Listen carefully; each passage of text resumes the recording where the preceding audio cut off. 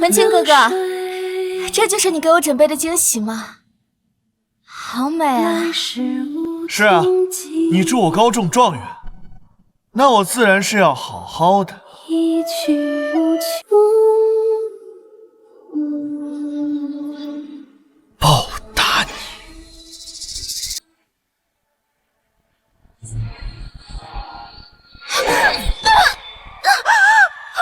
我的脸，我的眼睛，为什么？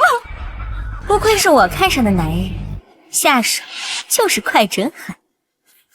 那是当然。为了你，我什么都愿意做。他在只会阻碍我们在一起，你快把他处理了。江文清，你想去肛门，你直接和我解除婚约就好，为何一定要赶尽杀绝？要怪，就怪你苏家只是个普通的商户，婉容她可是镇北王府的嫡女，娶了她，我就可以节节高升。对，我和婉容出来的时候，在百草放了一把大火，爹和你弟弟应该已经烧成焦炭了。你们两个畜生！等你死了以后，让你的母亲交出来你们苏家所有的遗产和祖传配方，然后我就送她下去，让你们一家人团聚啊！你不能伤害我娘亲，求求你！如今婉容已经怀了我的骨肉，只有你们全家都死，我才能毫无顾忌做着镇北王府的乘龙快婿。所以，阿瑶，你会成全我。文清，你一定不得好死！文清会成为我镇北王府的乘龙快婿，我父王一定会让他成为手握重权的大臣。我的未来前途大好，不得好死的人只能是你。是我识人不清，害了全家，让我能侥幸活着，我定要。穆婉英，裴穆两家婚事是皇上所赐，我也同你一样身不由己，所以我是绝对不会碰你分毫的。你也大可不必寻死。我不是被蒋文清和裴婉容抓下悬崖摔死了吗？穆婉嫣是谁？那镇北王世子就是一个粗糙冷酷无情的武将，这个人我不嫁。这婚事是皇上所赐，你嫁也得嫁，不嫁也得嫁。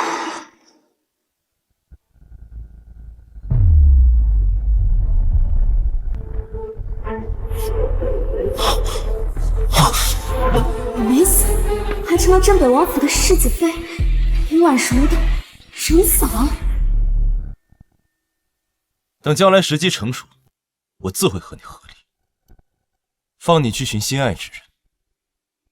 至于要活着等待，还是继续寻死，你自己好好想想吧。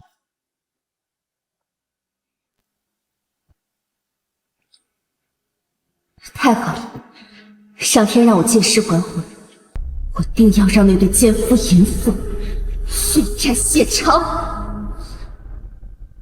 世子殿下，我也有心仪之人。公子，公子你醒醒！公子，爹爹，他受了很重的伤，我们将他带回客栈吧。瑶儿，快救人！那时我重伤，导致口不能言，直到与他分开都没能知道他叫什么名字。不知如今他可还好？看好世子妃，把房中危险之物一律清除。若是他再有半分差池，你们一并陪葬。是。无论如何，穆婉英绝不能死在镇北王府。不对，爹爹和阿弟已经遇害，蒋文清一定会害母亲，我得赶紧回苏家救他。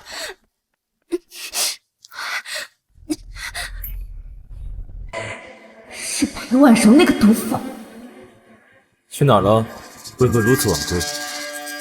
兄长莫生气，今日花灯会我一时贪玩就回来晚了。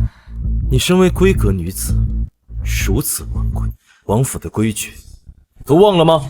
不敢。即刻回去闭门思过。是。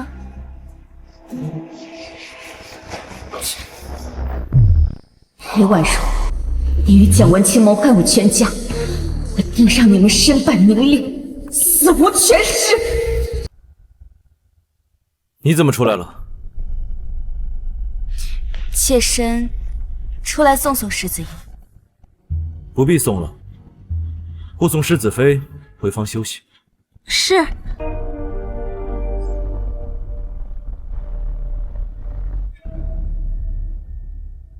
蒋文清狼子野心，一定不会放过母亲的。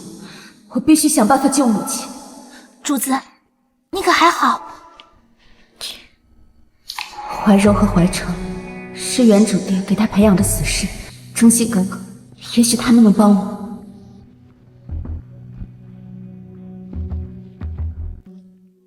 怀柔，你去把这封信送到城南苏婶一家。是。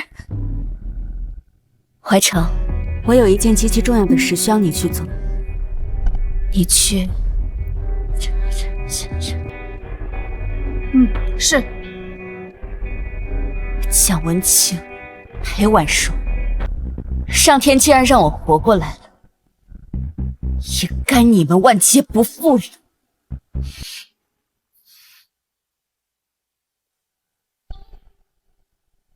你要出门？妾身今日要去敬茶，为祖母备一份薄礼，也趁机去看看母亲。这种事交给下人去做就好。可亲手准备才更有诚意，不是吗？既然如此，那随便你，早去早回，别误了敬茶。是。昨夜还寻死觅活，今日便如此殷勤，未免太不寻常。玄影在，跟着他。遵命。哭的真惨啊！父亲，主要是命啊！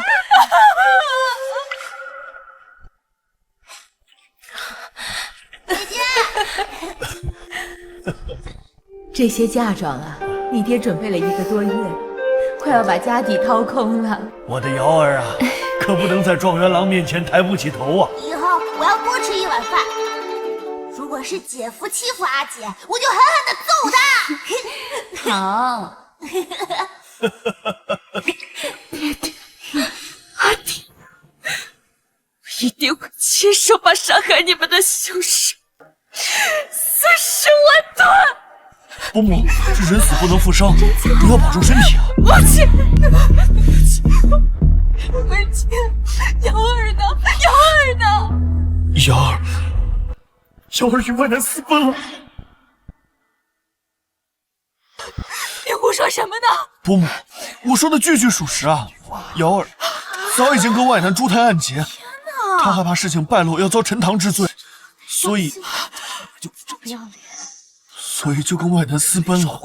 天哪！苏家小姐居然与奸夫苟合，还怀了孽种，爹和弟弟尸骨未寒，她竟然就这么跟一个野男人跑了？不是的，那怎么不是的？我绝不是这样的人！伯母，母亲，伯母，诸位，苏家遭此大难，我蒋文清虽然不才，但是我一定会替伯父，替瑶儿照顾好伯母。蒋状元真是有情有义的真君子啊！苏瑶可真是瞎了眼，竟然为了一个野男人抛弃了状元郎。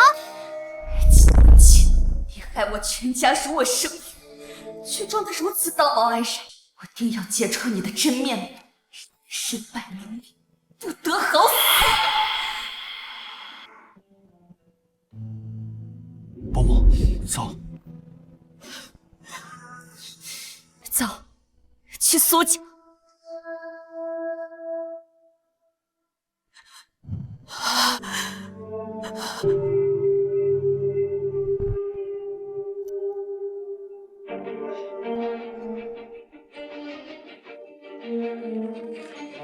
娘亲，女儿一见安好。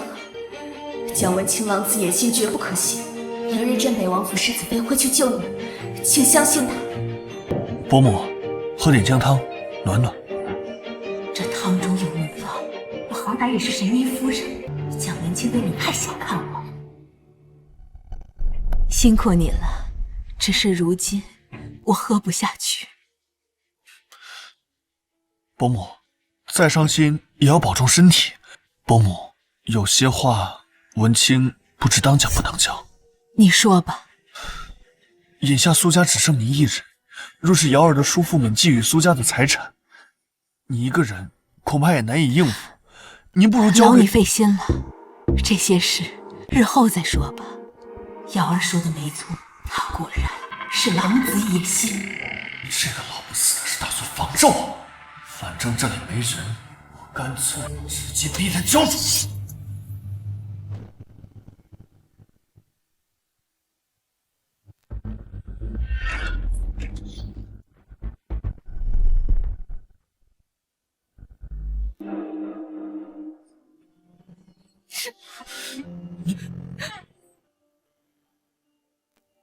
你们是谁？谁让你们进来的？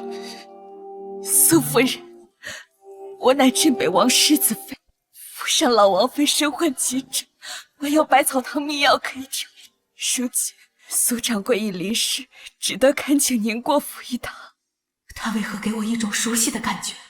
对了，瑶儿信中让我相信这位世子妃，救人乃医者本分。我夫君虽不在了，我自当继承他的衣钵，治病救人。我这就随你前去。伯母，万万不可！你身体还没好，还不宜奔波劳累。王府规矩众多，若是你得罪了某个贵人，后果不堪设想。叶荣要是进了王府，之前你所有的不好，岂不是都将落空？蒋文清，本世子妃请苏夫人去王府为老王妃看诊，乃是人命关天的要事。你在此阻拦，到底是何居心？莫非你想谋害老王妃？世子妃误会了，我只是担心伯母的身体。排尘，在！此人阻碍老王妃医治，其心可诛，实在难忍，必须狠狠责罚才行。遵命。放开我！你们干什么？我可是心系状元。老王妃乃先皇亲封的一品王妃，你想谋害她？来打！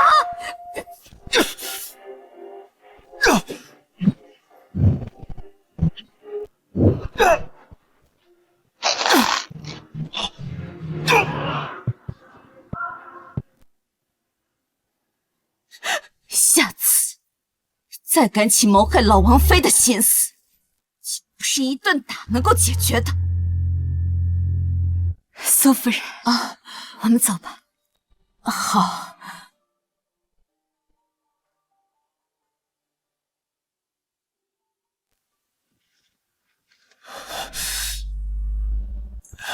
蒋文清，这一幕不过是我讨要的一点利息，你犯我至亲之仇，必要你血债血偿。爷，世子妃将百草堂的苏夫人带回了景森院。百草堂，我倒要看看他去百草堂干什么。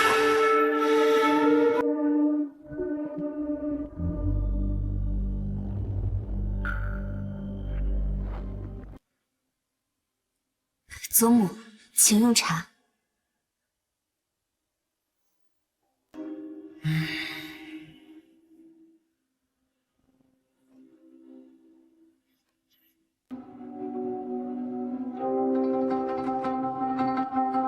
王妃，请用茶。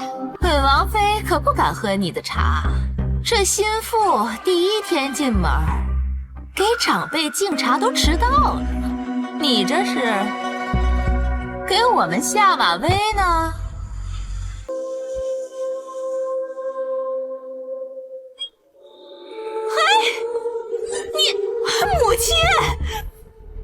祖母，难道世子爷没有告诉你妾身为何迟到吗？抱歉，我也刚到。他只是恼火了。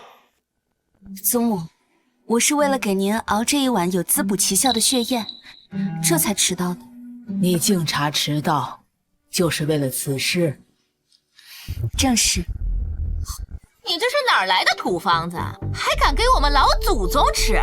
这万一要是吃出好歹来，这个责任你可担当不起。此乃苏家秘方，是苏神医的夫人亲自开的，绝不会有错。您说的那位苏夫人，她刚死了儿子和丈夫，如此打击，怕是神志不清了。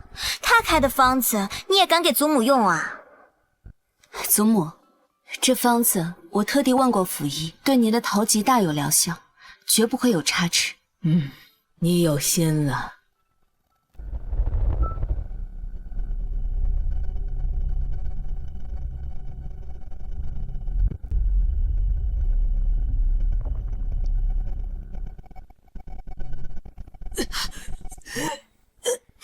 祖母，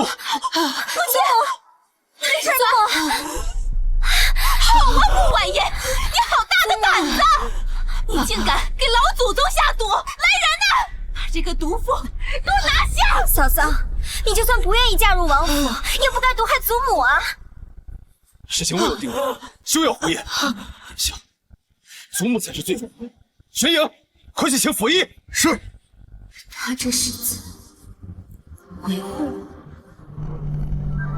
等等，母亲，我的身体好了。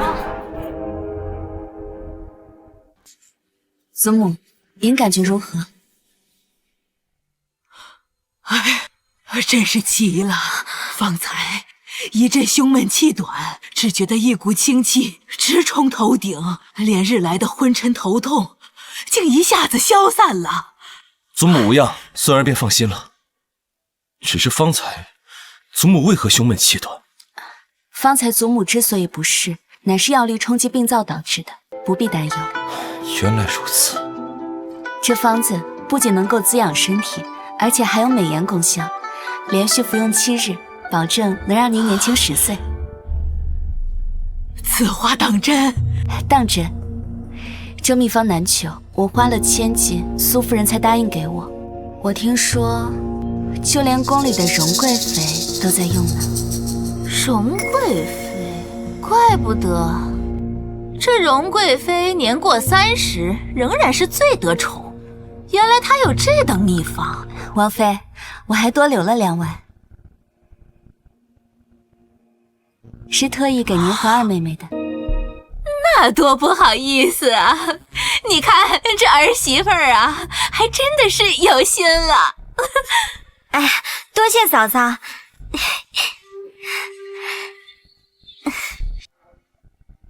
就知道你们2个贪心，一定会合。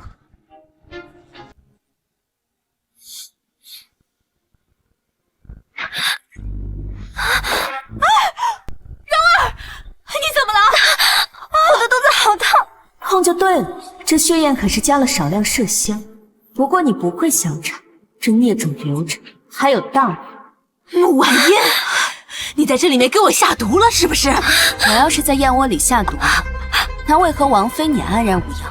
只怕二妹妹是身患什么病症，才会与秘方相冲吧？你胡说八道！我告诉你，我的蓉儿如果有什么事儿，我绝对饶不了你。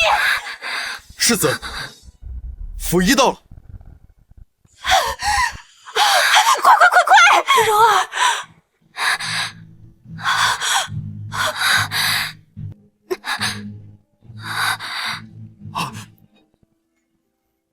老王妃，世子，大小姐的脉象乃是喜脉，已经有2个月的身孕了。什么？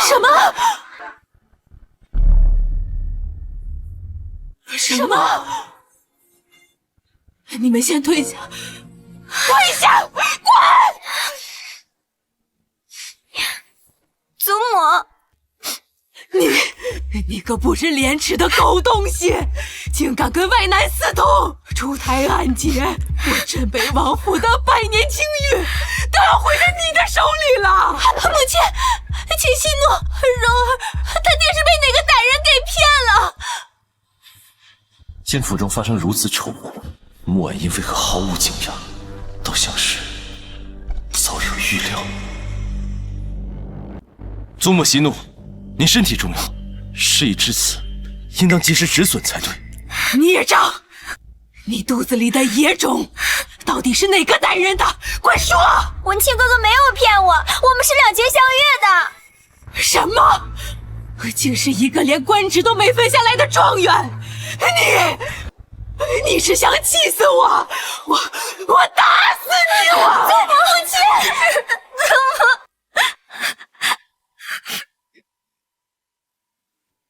这对狗男女的奸情总算公之于众了，接下来就让我成全你们这对奸夫淫妇。祖母，这婉柔妹妹如今已有身孕，要是不尽快成婚，堵住外人的嘴，等肚子大了起来，恐怕不妙啊。我听说三妹妹和四弟过2年也要收亲了。祖母，如今父王远在北疆，二妹的婚事便交由王妃你一人做主。那便定在10日之后吧。婉容的肚子可等不得了。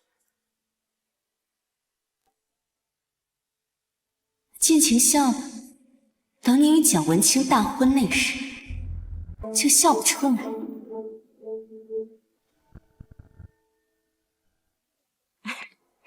喜啊！恭喜啊！恭喜！他怎么会来陪我迎客？世子妃啊！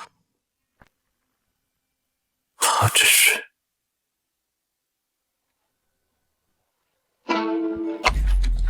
来看蒋文清了。难道他婚前的意中人是蒋文清？状元郎真是一表人才呀！如今去了王府千金，日后定能平步青云，前途不可限量啊！对，听说他前未婚妻跟野男人私奔了，若是看到状元郎这般风光，怕是肠子都会青了。是啊，拜见世子，世子妃，请吧。多谢。蒋文清，趁现在尽情风光吧，因为很快我就会让你身败名裂，不得好死。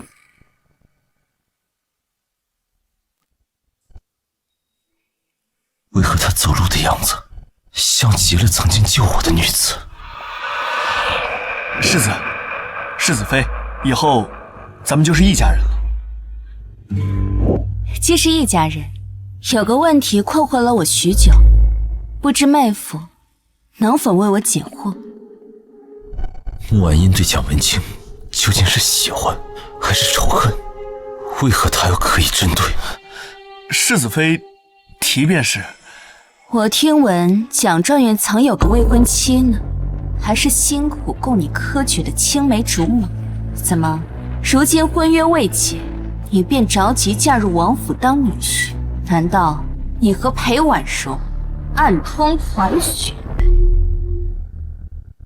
穆婉英，你胡说八道什么？我撕了你的嘴！婉柔，蒋文清，世子妃所言可是事实，你最好解释清楚。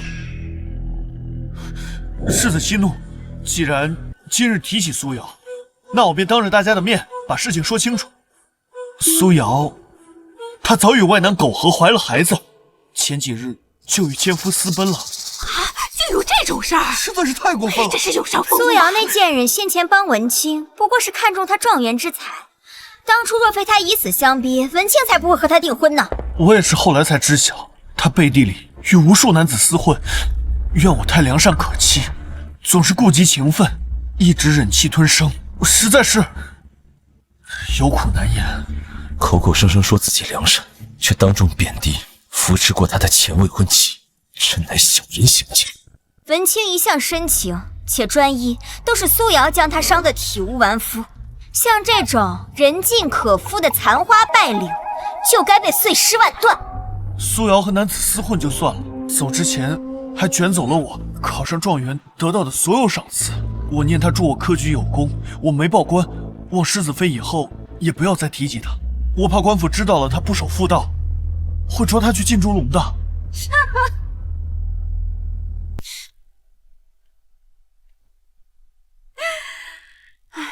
好一个碎尸万段，好一个禁猪笼！你们两个还真是大言不惭。你这话什么意思啊？世子妃，何故要嘲笑在下的痛处？说来也巧，本世子妃正好与苏瑶相识，我还特意请她来参加你的婚宴。嫂子莫要说笑，苏瑶不会来的，死人怎么可能来呢？是不是说笑？请她进来，一看便是。他到底想干什么？不可能，苏瑶被我推下悬崖，他不可能找到苏瑶。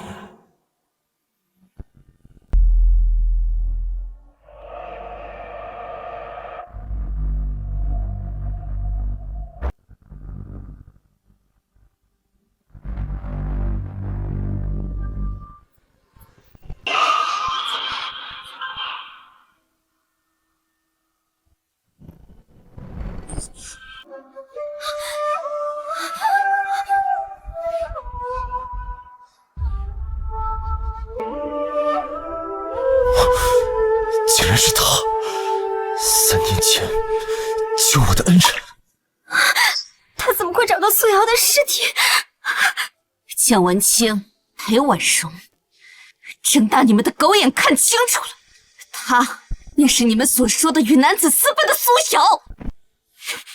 这到底是怎么回事？哎呦！瑶儿怎么是你啊？瑶儿，伯父与红帝已经去了，怎么连你也……蒋文清，还是收起你那鳄鱼的眼泪吧。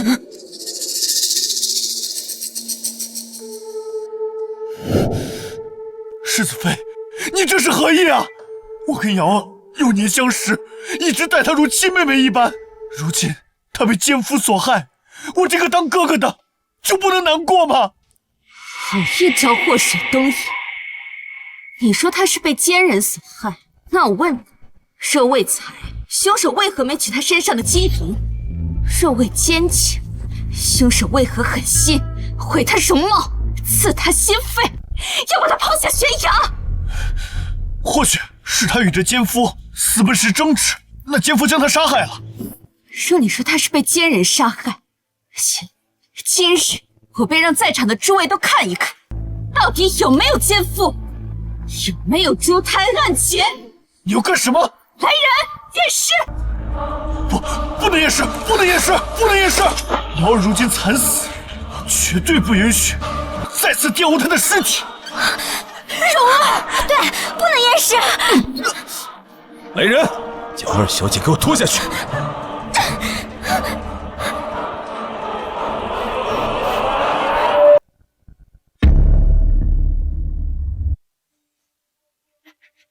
手工纱还在，明显是黄花大闺女，如何与男子珠胎暗结啊？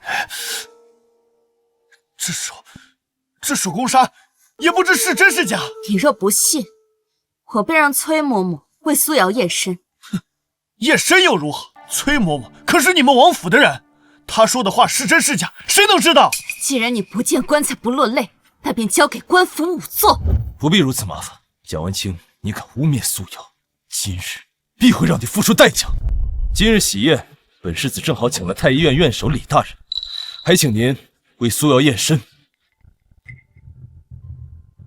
下官拜见世子。李大人不必多礼，请您为苏瑶辨明清白。是。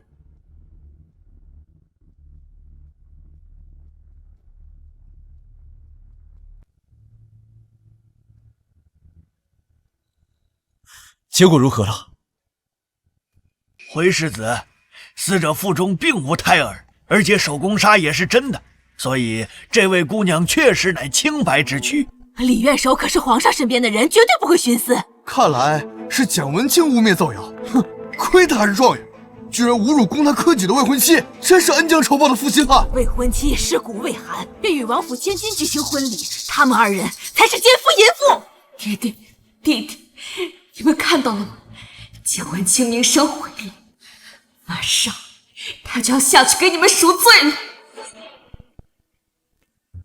我不能忍，忍了就全完了。这就算如此，也不能证明他没有与那奸夫私奔吧？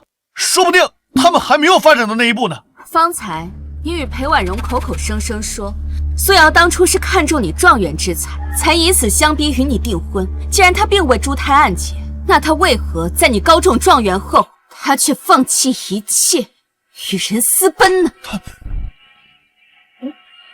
我不知道啊。你不知道？我看你分明是高中状元以后不愿履行婚约，想要攀附权贵，所以才杀害了苏瑶，并且造谣他与人私奔。我没有杀他，我没有杀他。你有没有杀苏瑶？大理寺自会审查，单凭你污蔑女子清白，便足以革去功名，下狱严审。来人！世子，即刻将蒋文清押送至大理寺。是。带走。不要！文清也是看到苏瑶留下的书信才会误会此事，你们不能抓他。你们口中说的那封信，大理寺有的是手段辨明真假。带走。遵命。走。镇北王回府。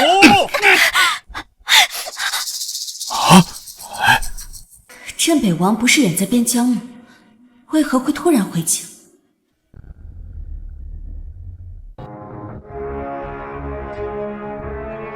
参见王爷。儿臣拜见父王，您怎会突然回京？本王若再不回来，还不知道你们要将王府闹成什么样。儿媳穆婉嫣拜见父王。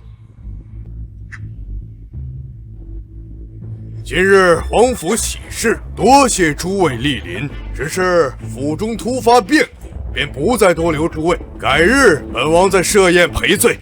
二人呢，送客。诸位请吧。蒋文清，你言行失检，惹出如此风波，令王府蒙羞，你可知错？小婿知罪，还请岳父大人息怒。知错就好。现在你与婉容一同回去面壁思过，没有我的命令，不得踏出院门半步。我好不容易才揭开这对狗男女的真面目，为何镇北王却要偏向他们？是，小婿遵命，谢岳父大人开恩。我和婉容回去，定当深刻反省。对，我们这就回去面壁思过。你们两个随本王去祠堂。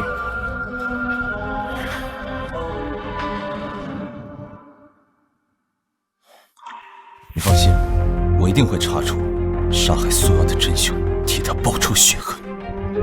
真凶就是蒋文清，方才明明就差一步，可恶！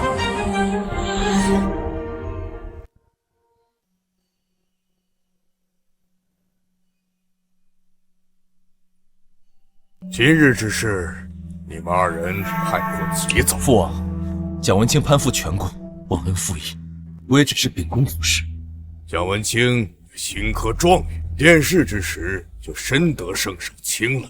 你若因一平民女子就将她处置，圣上必定会迁怒整个镇北王府。这是想保蒋文清。你就是穆家的丫头吧？是个有胆识的，但是太蠢。你作为镇北王府将来的主母，竟然当众揭露府中隐私，令王府名誉受损。众人都说镇北王公正严明，儿媳知道蒋文清杀人，只是怕会有损王府的名声。父王，婉莹所言极是，蒋文清这等卑鄙无耻之人，就该受到刑罚。即便人是蒋文清所杀，你们二人也不准动他。王爷这是要包庇罪犯。你们可知，本王此次回京，并非寻常述职，而是接了圣上的密诏。儿臣听说，近来朝中有人弹劾北疆拥兵过重，皇上此次召您回来，是为此。此次密诏是敲打，更是试探。从古至今，手握重兵又深得名望者，能有几个善终？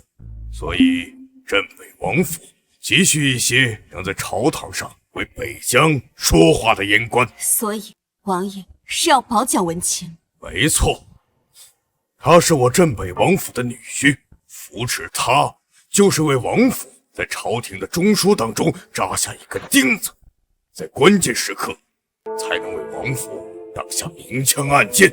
所以无论真相如何，这件命案到此为止。让我眼睁睁地看着仇人逍遥法外，甚至平步青云。哼，做梦！不过眼下也不能逆着朕。是，儿媳明白了。如此就好。王府日后上下，还需你们夫妻二人同心协力。儿臣谨遵父王教诲。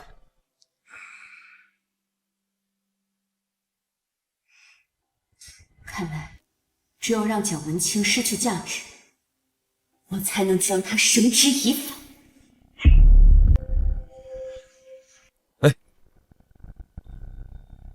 世子爷还有何吩咐？穆婉音，你是如何知道苏瑶身死，并找回她的尸身？听世子这意思，怀疑我是杀人凶手。你似乎一直在针对蒋文清，你心里究竟藏着什么秘密？无论我藏了什么秘密，都无法为苏瑶讨回公道，不是吗？父王的话，你也都听到了。王府现在的处境，比你看到的更复杂。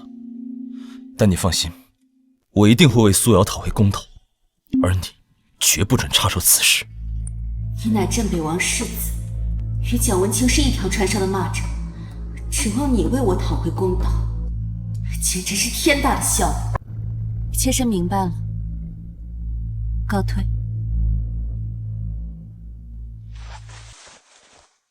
苏瑶，对不起。若是我能早点找到你，或许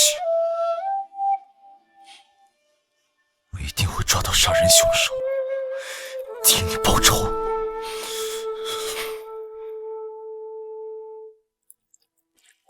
都怪穆婉音那个贱人，毁了我的大婚，还差点害你被抓。哼，穆婉音与苏瑶毫无交集，可她不仅把叶荣接进王府，还找到了苏瑶的尸体，甚至十分笃定地指摘你我就是凶手。会不会是苏瑶她娘起了疑心？一定是她将百草堂的秘方献给穆婉音，求她帮忙查她女儿的下落。不可能，叶荣根本不知道苏瑶已死。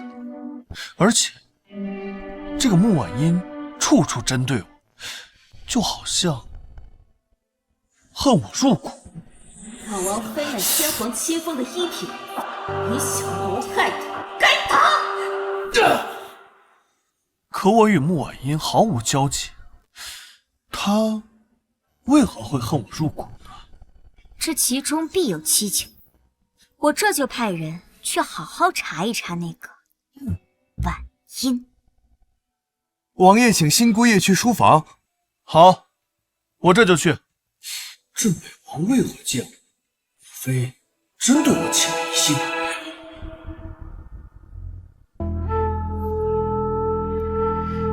见过世子妃。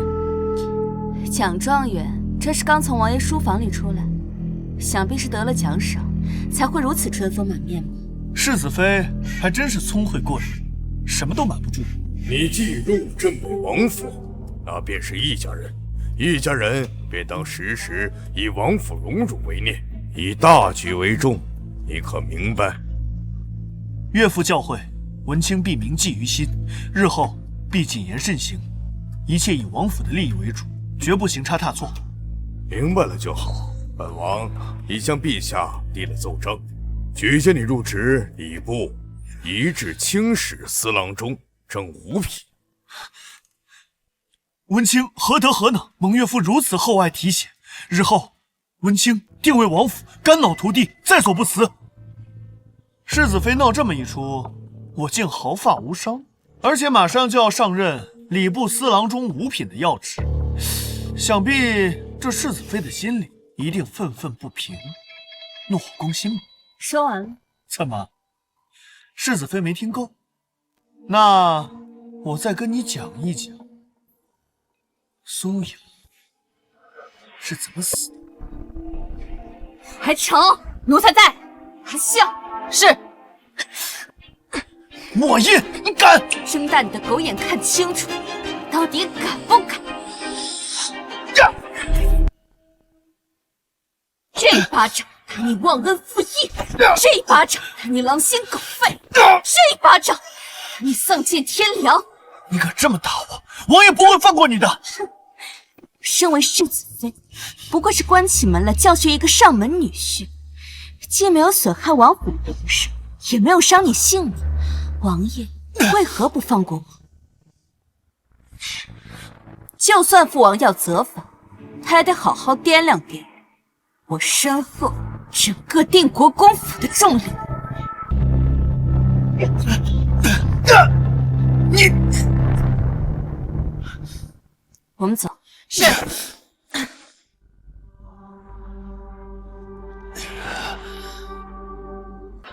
妾身，给我等着！礼部一致司，镇北王倒是会给这个杂种挑地方。主子，礼部掌管朝仪宴享、祭祀的章程细节，最容易在圣上面前得脸，但同时也最容易在规矩二字上栽跟头。派人仔细盯着蒋文清，还有，将这封匿名信悄悄送去礼部陈御史家中。此人一向刚正不阿，若被他发现蒋文清德行有亏，却能破格高升，那么待到时机成熟，他自然会为我们开口。主子，镇北王那边，镇北王他要的不过是一枚听话有用、能够嵌入文官体系的棋子。一旦这枚棋子是一颗臭棋，那么他便会是一枚废子。是，奴才这就去送信。蒋文清，尽情得意吧。站得越高，才能摔得越惨。主子不好了，苏夫人出事了！你说什么？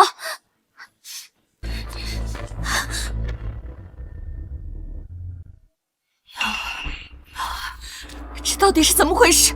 方才奴婢去为苏夫人熬药，二小姐房里的丫鬟便溜了进来，将苏瑶已死的消息告诉了苏夫人。苏夫人承受不住打击，便成了这般模样。万寿，怀让，快去叫府医！是，奴婢这就去。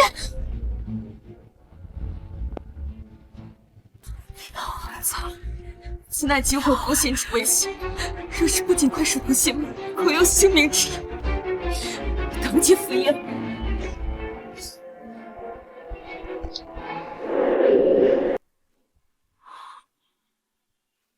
婉莹会针灸之术，这失真的手法与神态，为何与苏瑶如此相似？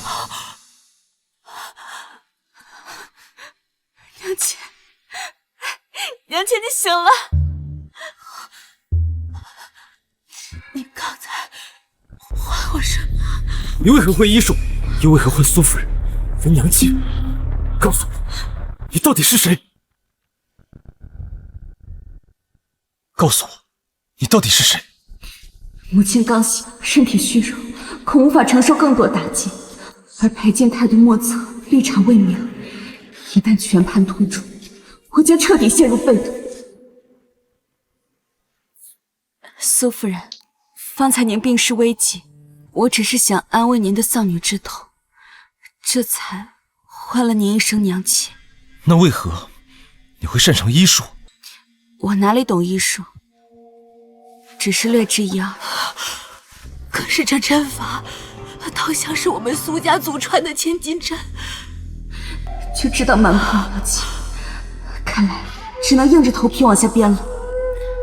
其实3年前我曾患过一场女儿家的隐疾，因不便对外透露，所以私下找过苏姑娘诊治。自那以后，我们就成了好友，所以这针法也是她教我的。原来如此。多谢世子妃出手相救。夫人莫哭，苏阳对我有恩，这也是我应该做的。以后您便和我婉音吧。好，婉音。巧了，3年前也正是我于泉州遇险被苏瑶救起时，无论他所言是真是假，我都要调查清楚。既然苏夫人已无碍，那便劳烦世子妃费心照料。世子爷放心，此乃妾身分内之事。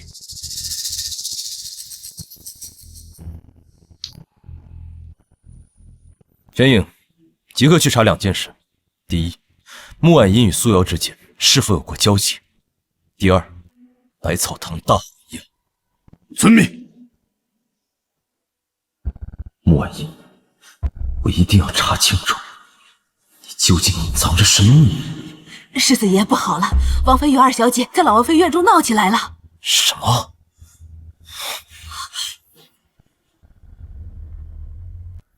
祖母，穆婉音他毁了我的大婚，他还命人殴打我夫君，甚至他还说让咱们王府掂量掂量定国公府的重量，这摆明了是瞧不起咱们。这文清明日即将去礼部上任，如今被他打得鼻青脸肿，让外人看了，以为咱们王府苛待新姑爷。他才进门几日啊，就搞得全府不得安宁，这必须严惩。真是岂有此理！当初还认为他是好的，没想到这才几日，便露出了狐狸尾巴。祖母，何事惹了祖母动怒？兄长，你可算来了！嫂嫂她命人殴打文清，这摆明了是容不下我们夫妻了。世子啊，你看看你娶的好媳妇儿，这文清她好歹是你妹夫不是？她竟敢动用私刑啊！那如此猖狂，成何体统？来人，去把世子妃请过来。是，穆婉音，你这个贱人，一定让兄长休你。世子妃，世子爷有请。主子，他们恶人先告状，只怕不会善罢甘休。奴才要不要派人去通知定国公府？不必，这种小事儿还用不着麻烦他。怀成，你在这儿陪着苏夫人，半步不准离开。若有人再靠近，直接打出去。是。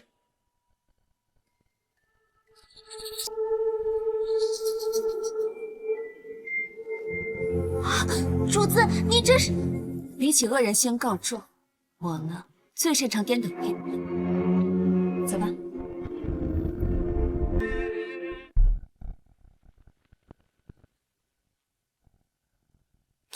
婉音拜见祖母，不知召孙媳前来有何训示？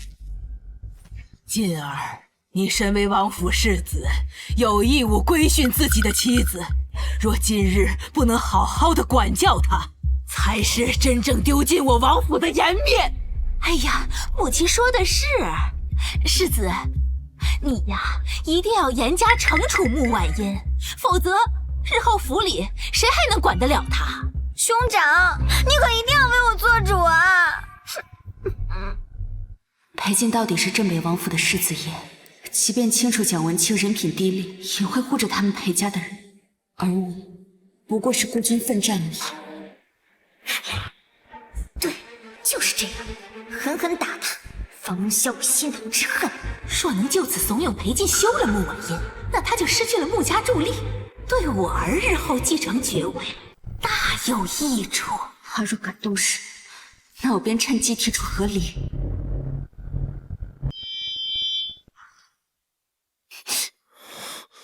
你受了委屈，为何不告诉我？你究竟有没有把我当夫君？啊！你在说什么呢？受委屈的明明是我夫君。世子，你这是什么意思啊？锦儿，你是听不懂祖母方才的话吗？如此惯着女人，成何体统？祖母，婉音乃是京中贵女典范，其品行敦厚，心地良善，就连太后娘都曾亲口赞赏。她绝非嚣张跋扈之人。太后娘娘赞赏过原主吗？我怎么没这段记忆？那你的意思是我们颠倒是非啊？我们污蔑他不成？能将一个知书达理、温婉贤淑之人逼得情绪失控，动手殴打，竟是那蒋文清干了什么过分之事？还请祖母调查清楚，还婉英公道。他为什么要护我？我能应。兄长，明明是嫂子先动手打人，你现在还在偏护她。祖母，我看这个王府真容不下我了。锦儿，家宅之内当以和睦为主。他动用私刑，已犯了府中大忌。你身为王府世子，不能明辨是非，将来如何能担当撑起王府的大任？糟了，老王妃这是用世子之位在警告他。别怕，我能应对。我并非六亲不认，我只是信他品行，知他为人。今日之事不能只听你们控诉，却不听他原委。他能为苏瑶诉冤情，讨公道，又照顾苏夫人，怎会是胡搅蛮缠的恶人？黑进，这就是你对长辈和亲人的态度吗？祖母，只要我还活着，无论遇到任何事，我都会第一时间站在我妻子身边，为她理清是非，遮风挡雨。这便是孙儿的态度。反了，真是反了！为了个女人，眼里还有我这个祖母吗？如此顶撞长辈，来人，请家法！是。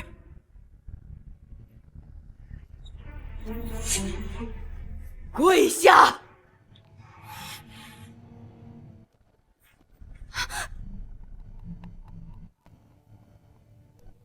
给我打！是。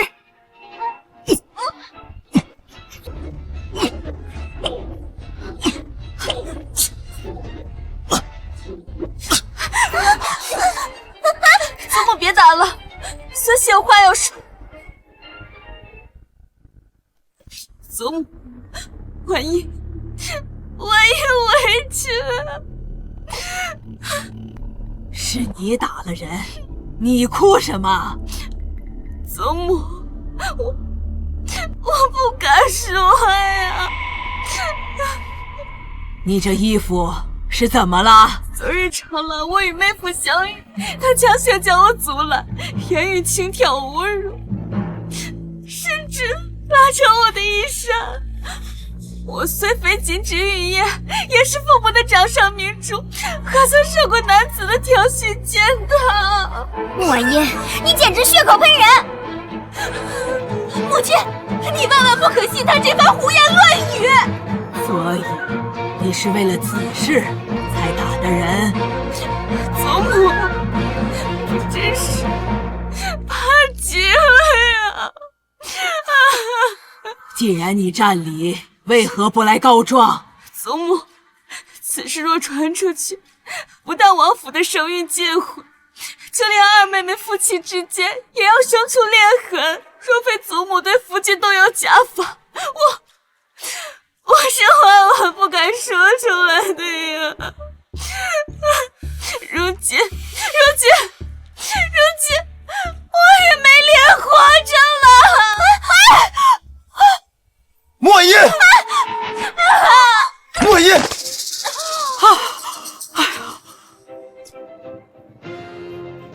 裴婉容，你最好祈祷婉英无碍，否则我定要蒋文清死无全尸。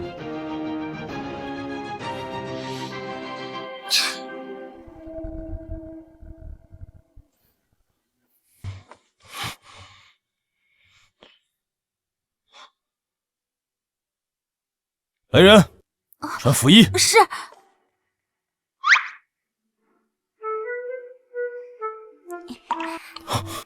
你醒了，感觉如何？疼吗？你没伤。世子，你难道看不出我在演戏吗？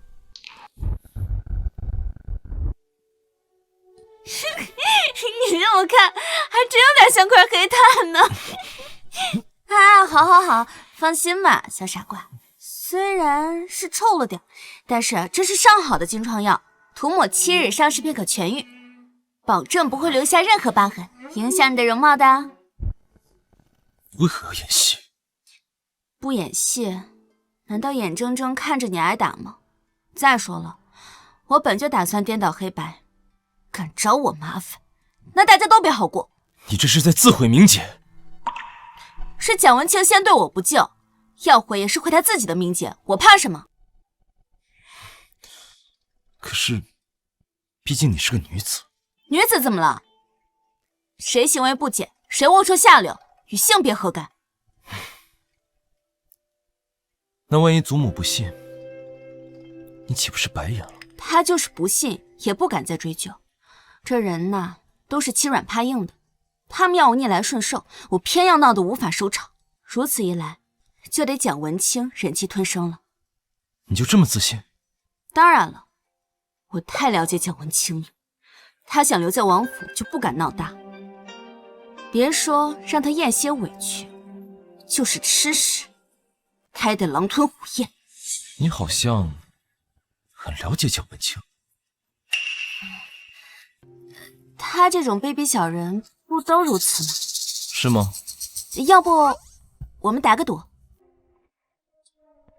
赌什么？要是我赢了，就帮我一个忙。什么忙？现在不能告诉你，等我赢了再说。对了，世子爷，您刚才为何要护着我？我们夫妻一体，我护你，也是为了我自己。如此说来，世子爷还真是个明事理的好夫君呢。那就多谢你的夸奖了。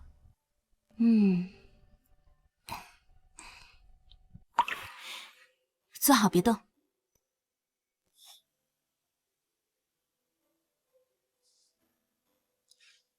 你在找什么？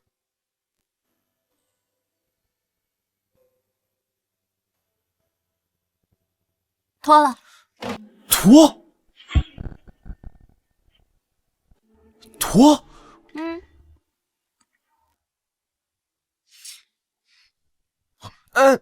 干什么？还能干嘛？当然是帮你擦药了。不必了。我们是夫妻，你害羞什么？而且我这可是上好的金疮药，涂上7日便可痊愈，一点疤痕都不会留的。这药……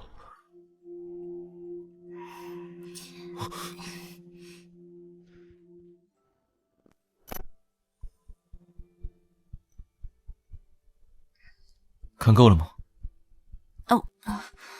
我才没看，你快转过去。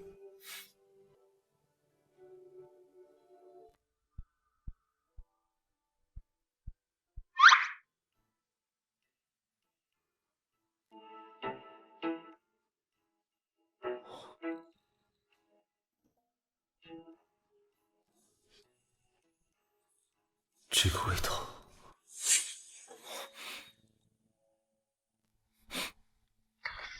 你这药是苏家的？他怎么知道这药是苏家秘方？是苏夫人给我的。他应该不会去找娘亲问吧？少废话，快扭过去。这边伤若是不加以处理，生了疮化了脓，刚烧起来才是麻烦呢。他到底是谁？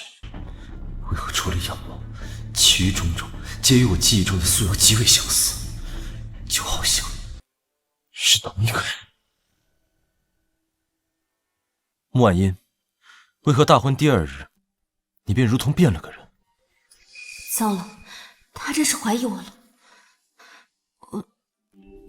我怎么变了？大婚之夜，我记得你还哭闹着上吊，可当我将你救下，醒来之后，就变得沉稳了许多，而性子似乎也开朗。那当然是世子爷给了我希望嘛。您说的待到时机成熟，让我去寻心爱之人，我有了盼头，当然就不会再自怜自艾了吗？是吗？所以，他心中还是有别的男人。药烧好了，世子爷记得每天换一次药。哎，您慢走啊，不送，不送，不送，不送。我的衣服。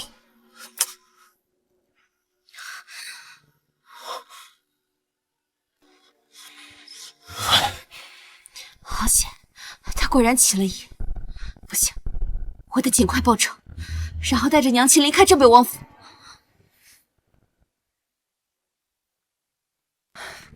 主子，蒋文清求见。看来是镇北王给他施压了，不能一次弄死蒋文清，那就一步步把他拉下泥潭，送他入地狱。告诉他我伤势严重，不见。我已经说过您不见他，但他非赖着不走，说要当面道歉。碰到野狗该如何驱赶？明白了。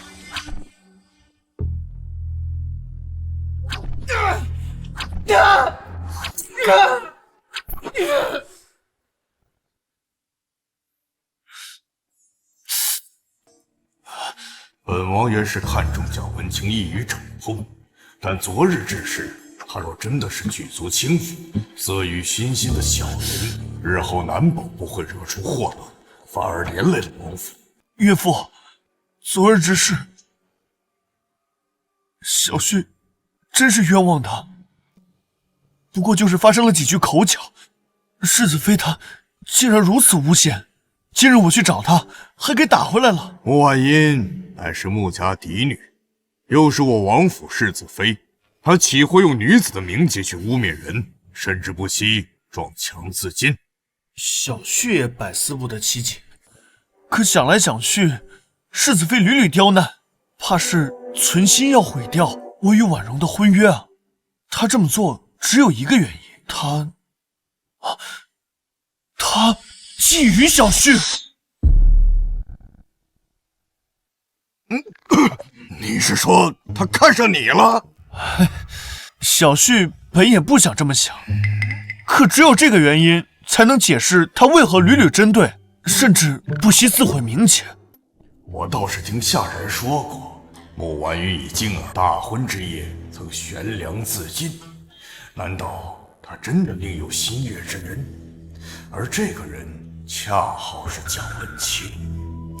那礼部的事，你就先不用去报道了。岳父大人，小婿真的是冤枉的。不过本王也不想埋没了你的才学。今日陛下将携贵妃前往行宫赏梅，此乃内廷雅事。你若在此事上协助礼部，把这件事办得漂漂亮亮，让陛下满意，届时再议你入职礼部之事。该死的穆婉音，让我原本到手的五品官职飞了。眼下我只能尽力一搏。岳父的良苦用心，小婿感激不尽。此次门园之行，小婿必竭尽全力。退下吧。是。这个穆婉音为何百般针对我？看来我得找个机会试一试他。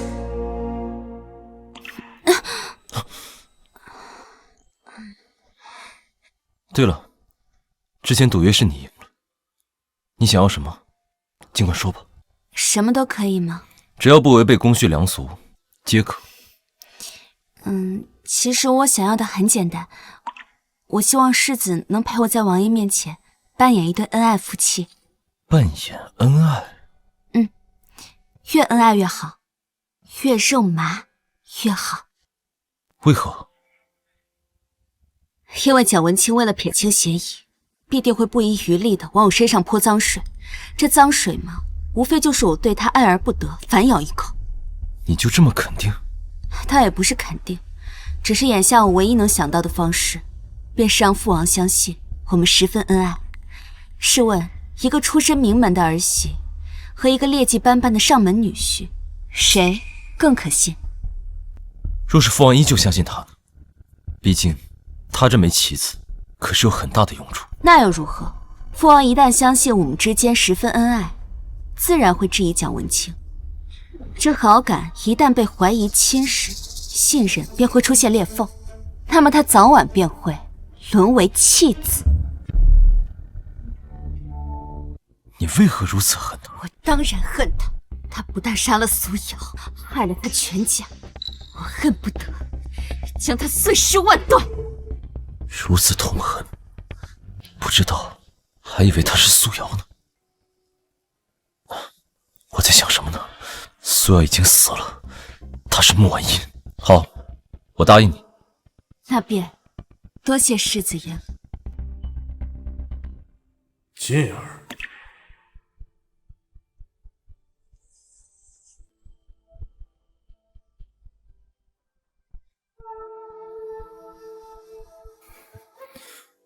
父王，儿臣拜见父王、王妃。两人如此恩爱，儿媳又怎会看上其他男人？莫非真是蒋文清欺骗本王？行了，都进去吧，别站在门口了。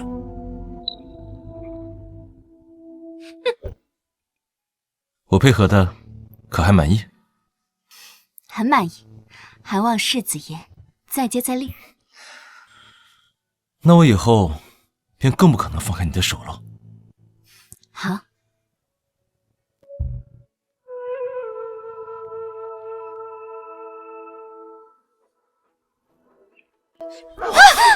是狗，快让它走开！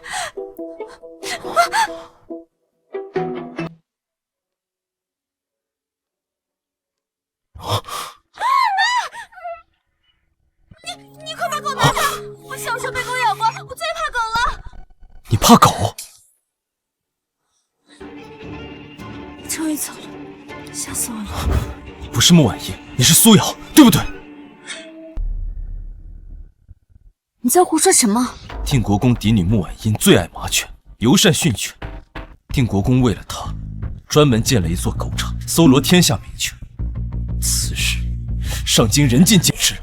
糟了，我把这茬给忘了。我不知道世子爷在说什么，我先走一步。他心虚了，他就是苏瑶。可是，他为何会变成穆婉音呢？怎么办？裴静那么精明，他一定是看穿了我的身份。他会不会将我当作鸠占鹊巢的妖孽？裴穆两家是圣旨赐婚，说裴静拆穿我，那这桩婚事就成了笑话，王府的利益也会受损。或许一切还有转机。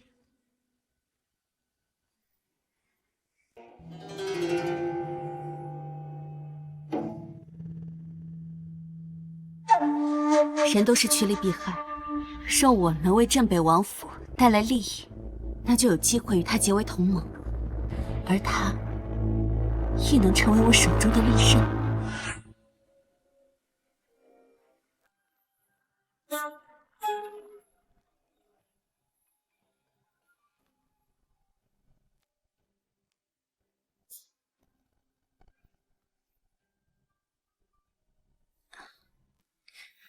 怀成，按照方子抓药，研磨成粉带回来给我。遵命。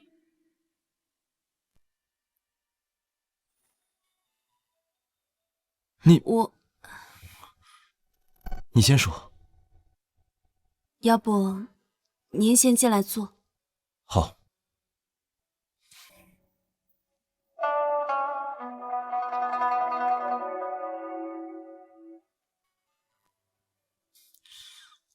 你也坐。好。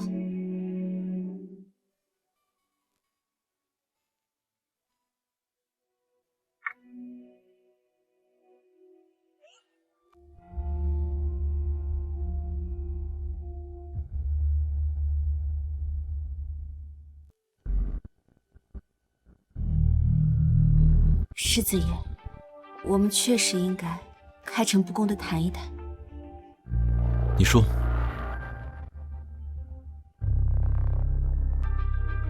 没错，我的确是素人，被蒋文清和裴婉容推下悬崖摔死后，借尸还魂，成了穆婉音。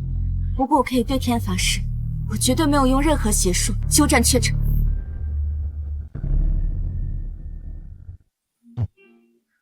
我信你。这么轻易就相信我，您不觉得这一切匪夷所思吗？只要你还活着，再匪夷所思的事，我也愿意接受。也对，只要穆婉音能活着，对王府有利就足够了。至于是谁的灵魂，他何必在乎？世子爷放心，若您能为我保守秘密，我一定会尽职尽责，做好世子妃，为您和王府提供足够的价值。哦，你能提供什么价值？我是穆家嫡女，亦是苏神仪之女，无论是身份还是医术，总会对您有用。很好，还有呢？还有，他干嘛用这种眼神看我？怪瘆人的。你继续说。他叽里咕噜说话的样子，怎么这么可爱？我为您提供价值，当然，也希望您为我提供便利，尤其是对我的母亲叶蓉。好，还有什么要求？至于别的，蒋文清和裴婉容不但害死我，还烧死了我爹爹和我弟弟。我希望您能为我报仇，让他们得到应有的惩罚。你想让他们受到什么惩罚？杀人偿命，天经地义。我知道裴婉容是您妹妹，可是这个你不用顾虑，我只想知道你想让他们得到什么样的惩罚。我想让他们对自己的罪行供认不讳，还想让他们在我苏家墓碑前磕头谢罪，我还想让他们不得好死。好，我帮你。真的，世子大恩，苏瑶感激不尽。别哭，我见不得你伤心。世子爷放心，等我大仇得报，立即按照约定与您和离。到时候您可另娶真爱之人，我亦会带着母亲离开，绝不会将秘密泄露半分。和离？对啊，不是您说的吗？待到时机成熟，我们就和离。等将来时机成熟，我自会和你和离。放你去寻心爱之人，至于你要活着等待，还是继续寻死，你自己好好想想吧。早知道你是苏瑶，我怎么会说那种混账话？绝不合理。你把我当成什么了？一个利用完就可以随手抛弃的工具吗？我们不是各取所需吗？而且和离是你说的。你想都别想！你既然占了穆婉音的身体，就必须要对世子妃的身份负责到底。可我们之前说好的，你想复仇，需要庇护，这些我都可以给你，甚至更多。但前提是，我们之间没有了，永远没有。世子爷这是什么意思？他怎么好像变了一个人？我之前答应你，等时机成熟与你和离，是因为穆婉音寻死觅命，而我绝不可能让她死在王府，否则我们裴穆两家势必结怨。那现在呢？现在你是苏瑶，我们就更不可能和离了。这是为何？苏瑶，你真的不记得吗？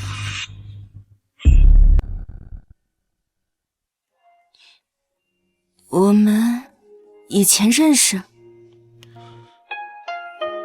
3年前，我被追杀身中数刀，此刻的匕首上淬满了剧毒，导致我面部肿胀，口不能言。是你救了我。你是小哑巴？是我。你的脸果真好了，原来你长这样。多亏了你的药，你果然没有骗我，你们苏家的药果然神奇。我好歹也是你的救命恩人，为何当年你伤势未愈就不辞而别，就连只言片语都没有留下？当初我被追杀，那群人的匕首上淬满了剧毒。若不是遇见你，恐怕我早已毒发身亡。我本想等伤势恢复，能言语之后，再好好向你道谢，报答你的救命之恩。可是，那群人找到了我的踪迹。当时我重伤未愈，几乎没有还手之力。我还和你在一起，若他们发现了我，恐怕只会与你一同遇害，所以我就引开了他们。可待我回来找你之后，你却已经走了。原来是这样。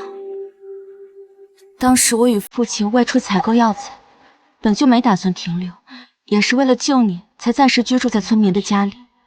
后来你不辞而别，我们自然也就离开了。我回京城后，我就立刻派了人手去寻找你，可你始终杳无音讯。原来你一直都在京城。若是我能早点找到你，或许你就不会遭遇如此的命运。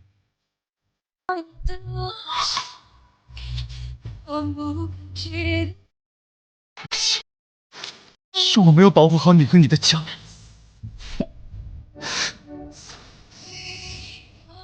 是我遇人不淑，跟你没关系。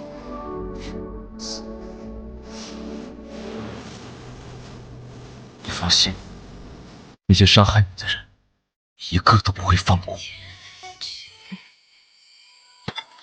世子爷，圣上召您和世子妃即刻前往清华殿。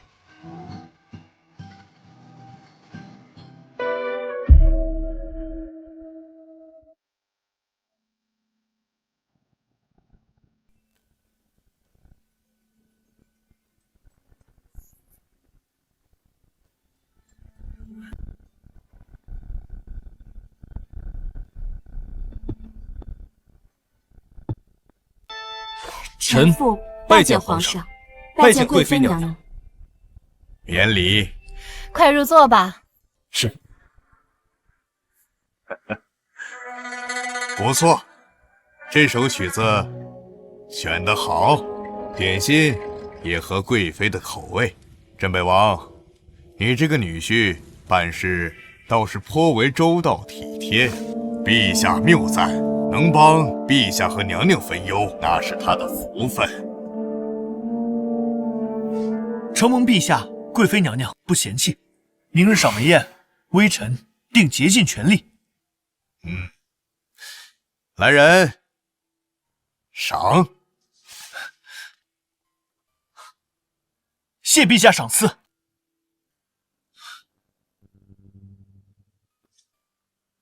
起来吧。是。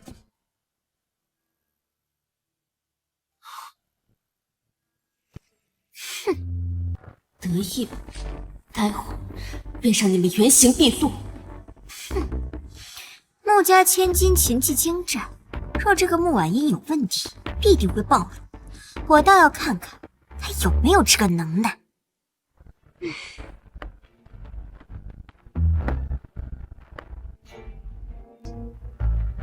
陛下、娘娘，琴诗雅乐盈耳，真是令人心旷神怡。说起音律，臣女忽然想起，嫂嫂也擅长抚琴，不如请她抚琴一首，为陛下和娘娘助兴啊！原主擅琴，人尽皆知。裴婉容这是在故意试探我，难道他们已经怀疑我的身份？穆婉音，你可愿意为朕和贵妃弹奏一曲？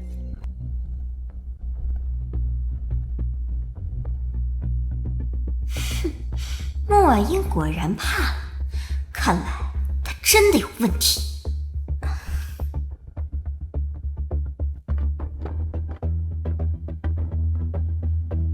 承蒙陛下您的厚爱，妾身献丑了。幸好为了模仿原主提前练过琴，还不至于一窍不通。他竟然真的敢上去，难道他会弹琴？无妨，就算琴技再高超，也必定逊色于天下第一琴师，还不是一样要出丑？等一下，皇上容禀，你有何话要说？清闲大师琴技冠绝超群，那人岂能与大家争锋？不如臣与夫人一同献艺，为圣上与娘娘助兴。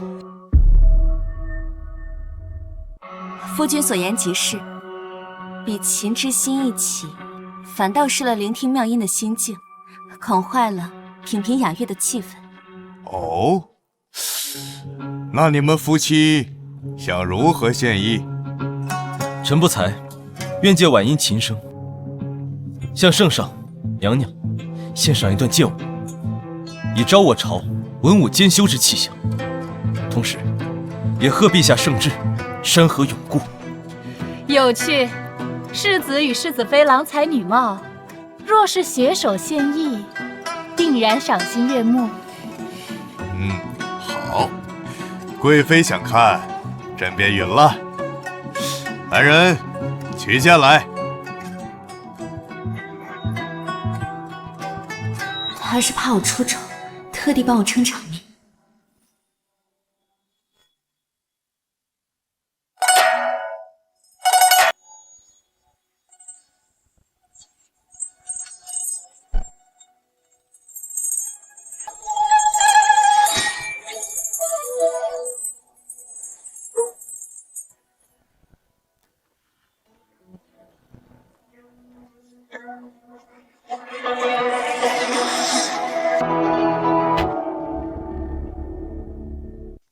好，这剑舞刚劲，琴音柔和，如此刚柔并济，配合巧妙，世子与世子妃真是天造地设的一对璧人呢。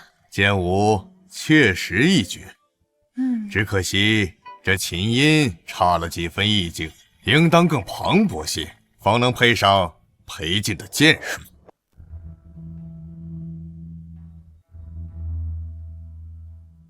皇上说的对，众人皆知嫂子的琴艺出众，怎能今日弹得这般生硬，倒像是新手似的。坏人果然是不惜一切想害人的。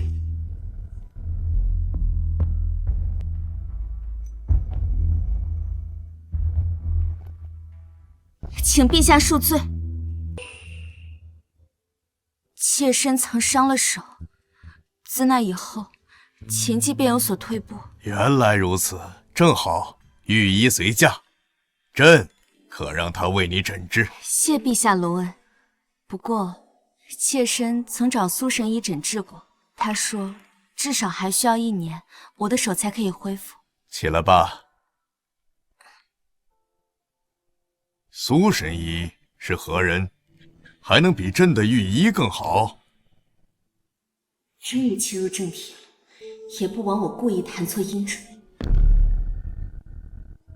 不瞒陛下，苏家乃世代行医，悬壶济世，还经常免费为穷苦人家看病诊治。而那苏掌柜便是眼镜闻名的苏神医。你这么一说，我倒是想起来了，陛下，臣妾常用的养荣丸便是出自苏家。既然如此厉害，不妨召入行宫，也为朕看诊一番。回圣上，恐苏神医无法前来，因为他与一双儿女都已惨死。怎么回事？前些日子百草堂走水，苏神医与他的独子被活活烧死，而他的女儿苏瑶也惨遭杀害，抛尸荒野，凶手至今仍逍遥法外。朕眼皮子底下竟然发生如此惨案！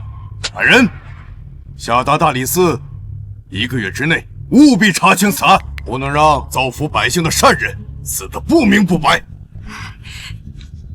谢陛下隆恩。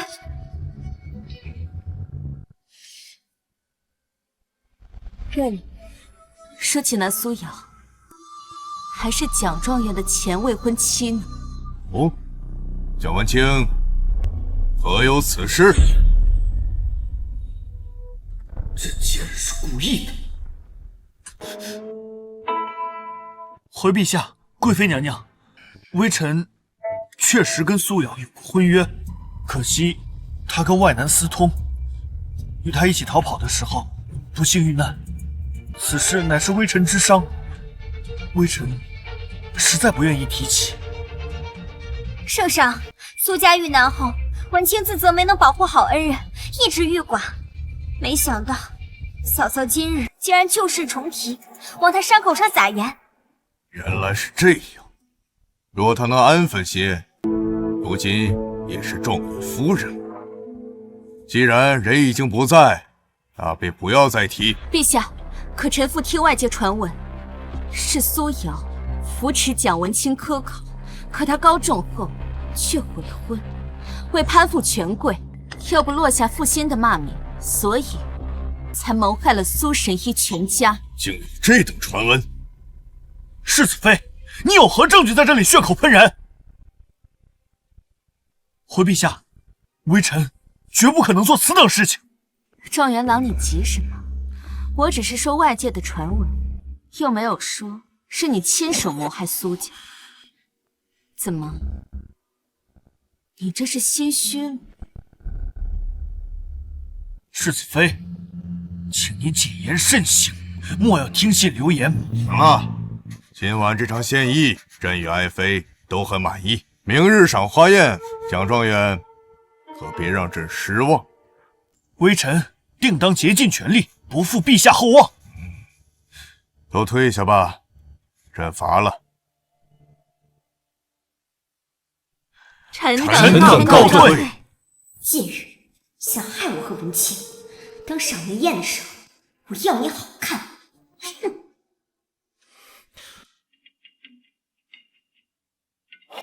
方才你没有任何证据的情况下，就敢在皇上面前提起此事，万一惹怒龙颜，就不好收场。放心吧，我自有分寸。今日不过是在陛下的心里埋下一颗种子罢了，明天才是重头戏。你想做什么？世子爷，明天就知晓。真漂亮，这个园子。是啊，你看那花。梅花开得真好。去年这个时候，我还和弟弟抢着吃娘亲做的梅花酥呢。郡主啊，您的家世与才貌，满京城可是数一数二的，与我兄长最是般配。可惜那穆婉嫣也不知使了什么手段蒙蔽圣听，否则这婚事怎么会落到他头上？本宫与靖哥哥自小是青梅竹马，感情岂是他穆婉嫣能比的？本宫倒要去会一会这个抢了本宫姻缘的贱人。哎呀，郡主，可她毕竟是穆家嫡女，这万一要是闹起来，本宫可是皇上的亲外甥女，岂是她什么狗屁穆家能比的？对了，我听说穆婉嫣擅长训犬，也不知是真是假。真的假的，试试不就知道了。呀，我当是谁在这孤芳自赏，原来是穆家的嫡女啊！怎么，靖哥哥没空理你，只能一个人在这里可怜巴巴的吹冷风啊？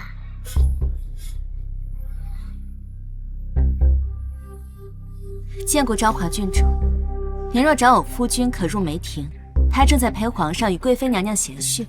可您若没有其他事儿，还请让开，不要打扰妾身品茶赏花。穆婉嫣，别以为你嫁给了靖哥哥就能对本宫耀武扬威，不如我们比试一场。郡主想比什么？听闻你喜欢养犬，不如我们就比试一下训犬如何？妾身才疏学浅，只怕会扰了郡主的兴致。你喜欢养犬名声在外，我们比这个怎么会扫兴呢？郡主说笑了，那不过是闺中无聊时的把戏，不值一提。嫂嫂不必谦虚，京城谁不知你最擅长训犬？今日不妨让我们大家开开眼。正好近来北荣进献了一头獒犬，野性难驯。今日我们不如就在此比试一番，看谁能先驯服它，让它趴下，乖乖听话。不必了吧？来人，把烈风牵来。若是穆婉嫣不能驯服这只猎犬，或是害怕，那就能断定她的意穆婉嫣，今日你我就比谁最快让烈风乖乖趴下。是你先来，还是本宫先来？还请郡主先来吧。好，那便本宫先来。不过在此之前，咱们赌注要说好。郡主请说。谁输了就要跪在地上大喊3声“我是贱人”。那就依郡主所言。开始。趴下，趴下，趴下！哎呀，你快看，好厉害啊！是啊，真厉害。本宫只用了3次，该你了。贱人，敢跟我抢靖哥哥，去死吧你！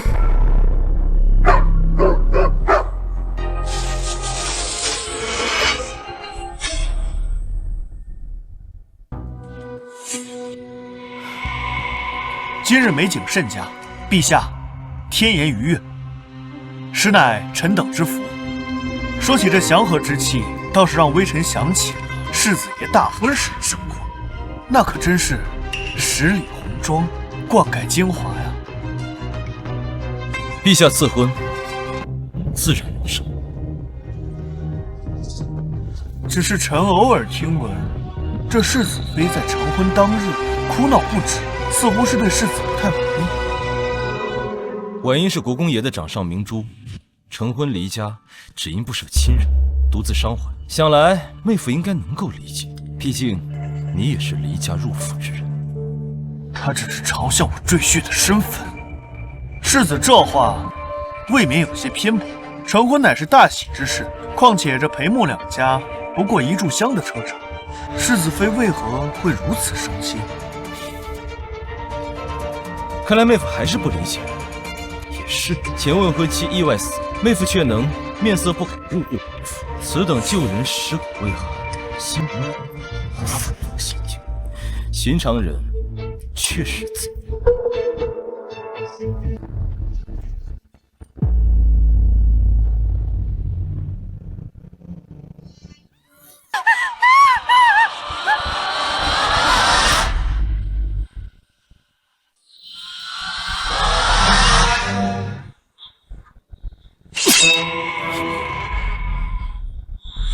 坐下，趴下。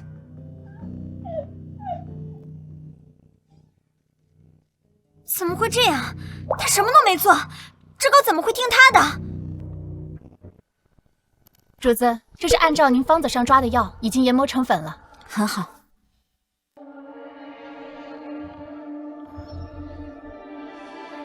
主子，您用这种药干什么？这是驱兽粉，里面有老虎的尿液，用它可以让狗更听话。我怕狗，原主不怕。贾文清和裴婉容如果怀疑我不是穆婉仪，未必不会对我下手，提前筹备，以防万一。郡主，看来这条狗更听我的话。你输了，别忘了赌注。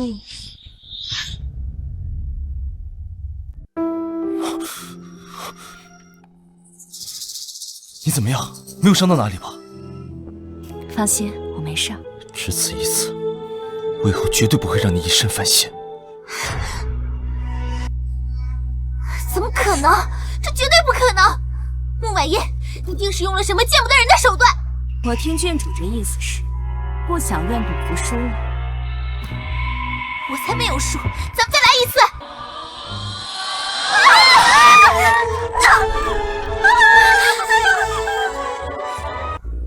回来！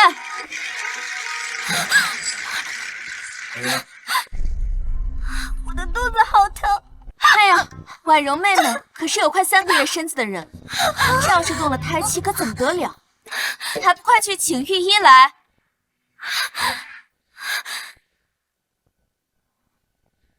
蒋状元和裴小姐成亲好像才月余，怎么身孕就有3个月了？这是婚前早有勾结。可那蒋文清之前不是有未婚妻吗？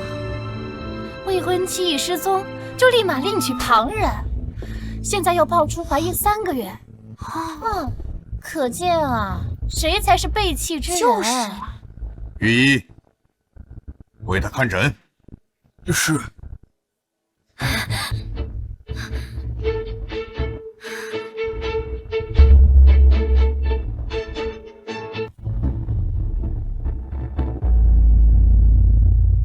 启禀陛下，裴小姐确实已有近3个月的身孕，眼下动了胎气，需立刻服用安胎药。蒋文清，昨夜你口口声声说苏家女不守妇道，与人私奔，今日看来，你才是忘恩负义的混账东西！陛下，微臣冤枉。微臣确实跟婉容情投意合，可苏家之事跟微臣毫无干系，还请陛下明鉴。够了！朕原先知道你有些急功近利，尚可雕琢，如今看来，你分明是德行有亏，心术不正。陛下，陛下开恩！传朕旨意，蒋文清德行不修，不堪为天下士子表率。即日起，褫夺其状元功名，所有封赏一并收回。至于其他，待大理寺查清苏家旧案，再进行论处。回宫。皇上圣明。皇上圣明。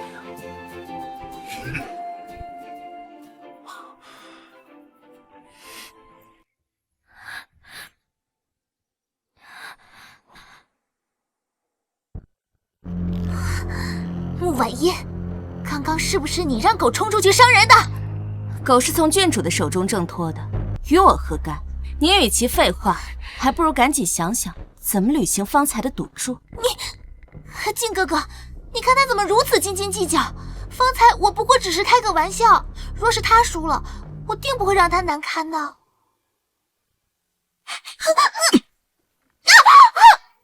哎呦，郡主果真是言而有信，这么快便履行赌注了，大家还不赶快一起见证一下？穆婉音，郡主既立下赌约，自当信守承诺，最厌恶出尔反尔之人。想必郡主早已深受大公主的教诲，绝非言而无信之辈。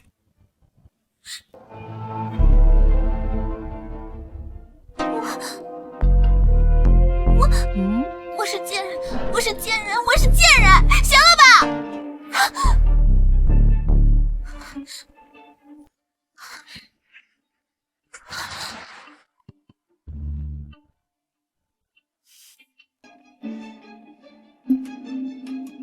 郡主，还有何指教？靖哥哥早晚属于我，咱们走着瞧。好，郡主慢走。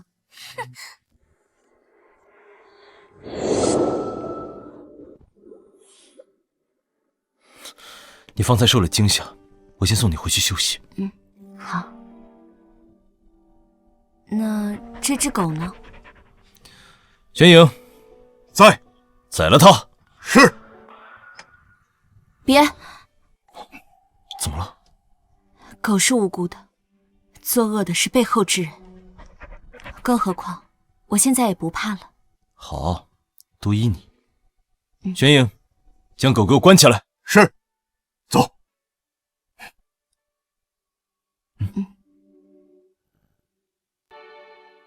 都怪穆婉言那个贱人，差点害了我的孩子。文清，你打我！没有我的允许，谁准你擅自闹事？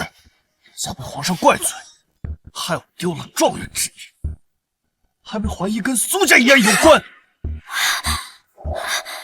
对不起嘛，我只是心急，想试探穆婉言。就是因为你的冲动毁了我。文清，你放心，我定会求父王保你的。眼下我们最重要的是扳倒穆婉音和裴静啊。你说的倒也有几分道理。他害我功亏一篑，那我就让他身败名裂。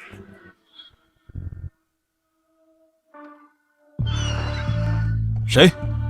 靖哥哥，是我。更深入住，郡主来此作甚？听闻行宫后山的温泉能解乏安神，便想来试试。郡主家中配了引入后山温泉水的浴池，何须舍近求远来后山？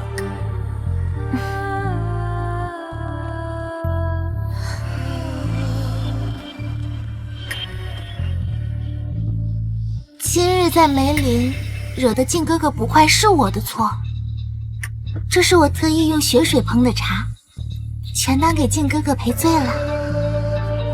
这股媚香味冲得人鼻子都发酸，他这是拿我当傻子。把茶放下，可以走了。靖哥哥，不如让我来服侍你沐浴。来人，卑职在。裴剑，你这是什么意思啊？我沐浴时不喜有脏东西靠近。你骂我是脏东西？郡主若是自重、自爱，那便就不脏了。裴剑，你给我等着！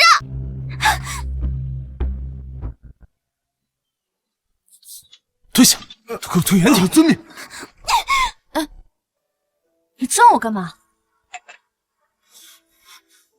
世子，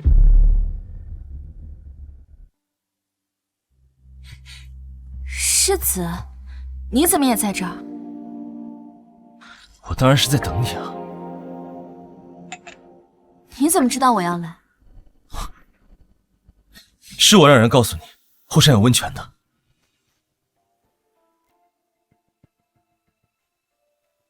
这茶的味道，这茶不对。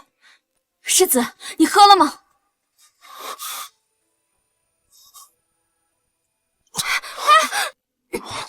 你怎么样？是谁给你的茶？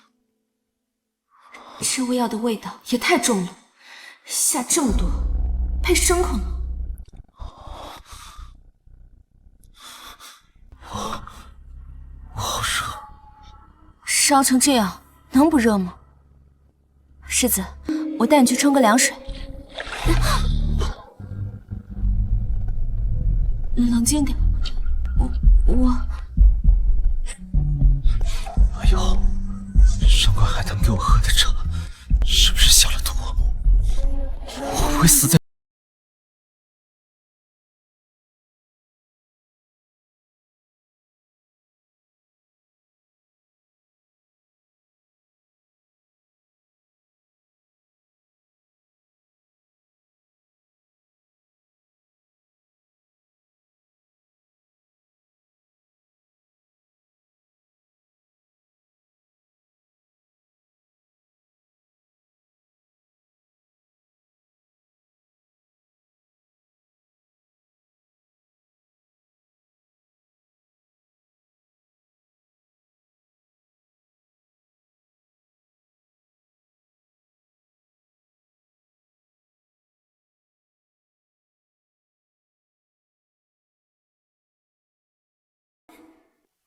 哎呦，我就知道你会回头。我不放心你。哎呦，你永远都不会抛弃我的，对不对？裴剑，我帮你。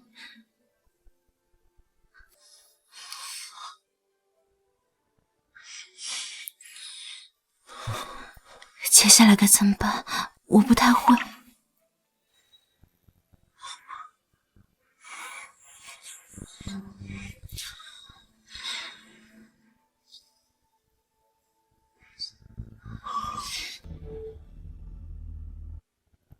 昨日一事，陛下虽然撤了蒋文清的状元之名，可若父王求情，只怕此事还有转圜的余地。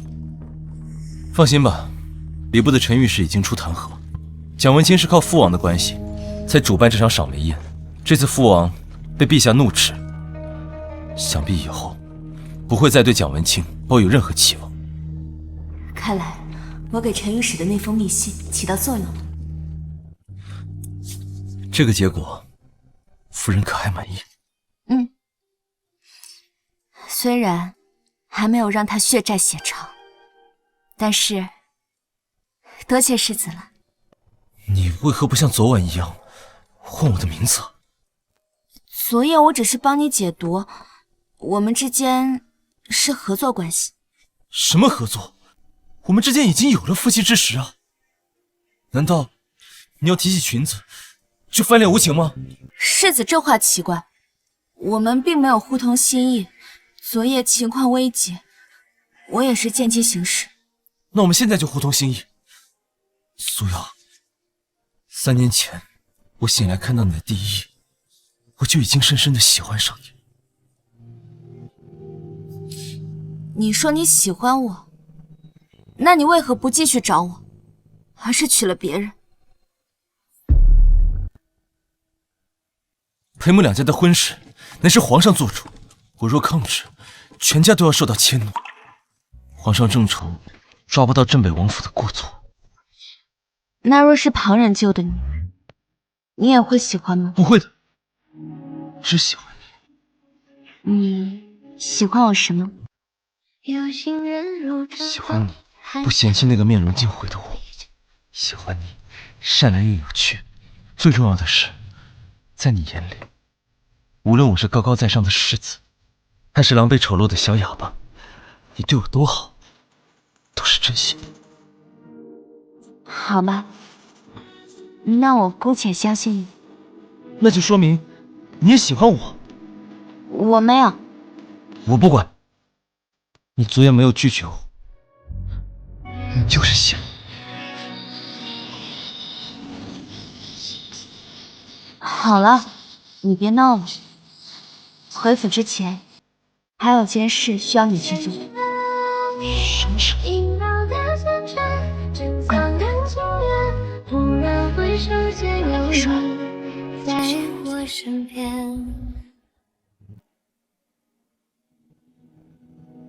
父王，主母，这是怎么了？穆婉音，我终于找到你了！放肆！你是何人？竟敢直呼世子妃的名讳？世子应该问穆婉音，我究竟是谁啊？哼！今儿你退下，让穆家这位嫡女给本王解释解释，此人到底是何来历？父王明鉴，儿媳不认识他。穆婉音，当初花前月下私定终身的时候，你说非我不嫁，为何如今当了世子妃，却装作不认识我？啊，有你这样的吗？穆婉音，当初花前月下私定终身的时候，你说非我不嫁，为何如今当了世子妃，就装作不认识我了？孙媳妇儿，此人所言之事可是真的？不是的，祖母，此人满口胡言，根本就是在污蔑孙媳的清白。也对，这人空口无凭，就敢来污蔑世子妃，你可知这乃是死罪？我有证据。这封信是穆婉音出嫁之前曾写给我的殉情信，她说若不能嫁给我，宁愿一死了之。原主好像还真写过。不是，这封信一定是他伪造的。除了这封信，我还有别的证据。穆婉音，你看这个该如何狡辩？王爷请看，此荷包乃是世子妃亲手所绣，送给小人作为定情信物，里面的特制香料，其配方不能在市面上买到。不信的话，可以和世子妃身上的荷包进行对比。天哪，这上面果真绣了嫂子的小字，就连香味儿也和嫂子身上的一模一样。此等私密之物，若非极其亲近之人，断不可能赠予。看来这人说的话有几分可信。穆婉音，此刻人证物证俱在，你可认？我不认，这定是他处心积虑伪造的。父王，您要相信我。祖母，你可千万要相信孙媳妇。你好歹是名门贵女，怎能做出此等不知廉耻之事？我没有。世子，你相信我吗？连你也不信我。好，既然你们都不信，那我便认了。来人，世子妃品行不端，犯了7出之条，取笔墨来，为世子写休书。慢着，慢着，父王不能写休书。事已至此，你可不能再为了女人犯糊涂了，否则还怎么堪任镇北王府的大任呢？之前就为了这个狐妹子顶撞长辈，若今日还执意如此，我看这世子之位还是另挑人选吧。裴金，按机写休书。父王，孩儿不能写。你简直胡闹！若为了一个女子，在大是大非面前都分不清这镇北王府，你让本王以后如何放在你的手上？对呀，世子爷，赶快写休书吧！这种女人不配当世子妃。好啊，既然你们一直都要休我，那我们就去该去的地方，说个清楚，断个明白。该去的地方？你说我与你婚前苟且，私定终生，此乃玷污皇室赐婚的欺君之罪。咱们自当亲赴御前向陛下请罪，怎么能私底下写休书了事？我可听说这欺君之罪，搞不好是要株连九族的。婉音，本王看在定国公的面子上，不公之于众，但是给你脸面，你可明白？是，这若是闹到御前，嫂嫂名节有损，而裴穆两家也难免伤了和气。无妨，我都被戴了绿帽子，自然要在御前狠狠告穆家一状，出除这口恶气。没错，我十分赞同。皇上若是知道我与你私相授受，玷污御赐的婚约，那可是要连你全家一并凌迟处死。全家凌迟处死？穆婉音，你别给脸不要脸！闭嘴！既然有人不想让我好过，那就都别活了。贾文清，我就输你100两，凭什么担着灭族的大罪？你他妈耍老子是不是？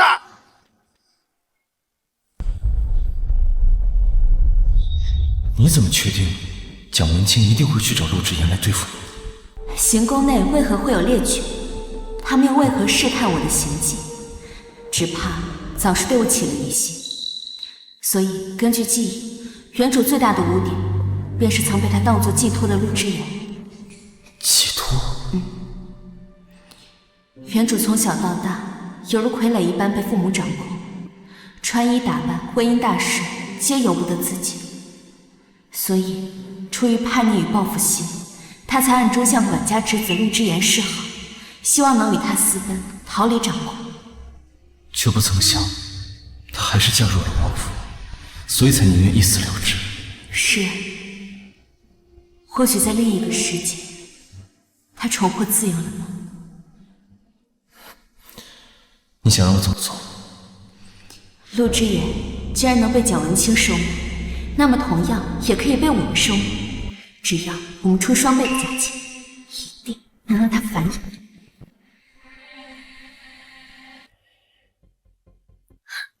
父王，他血口喷人，你一定要为文清做主啊！父王明鉴，我没有指使过他，一定是他怀恨在心，污蔑世子妃，眼看事情败露，他就随意攀咬我。既然你们各执一词，那就交给官府处置吧。玄影，卑职在，将蒋文清和陆之言拿下，送交大理寺严审。是，来人！你们没有证据，你们不能抓我！不要！父王，文清是冤枉的，一定是穆婉言，是他污蔑文清，陷害文清。够了！都已经到了这种地步，真以为本王看不出来这是怎么回事吗？把他们都押下去，严刑拷问。是，快走！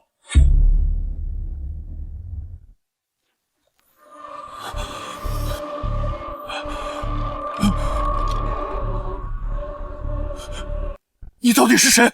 你为什么要害我？会是认子？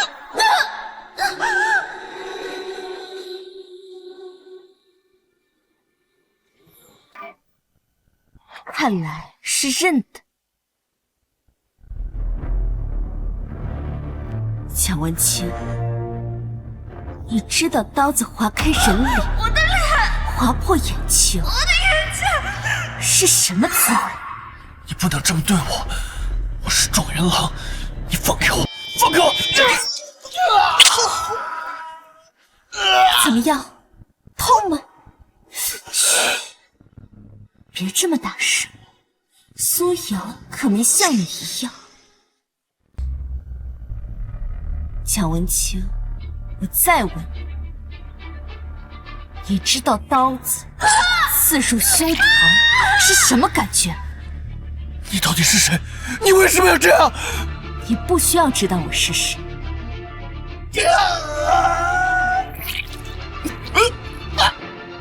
你只需要记得这感觉，痛极了。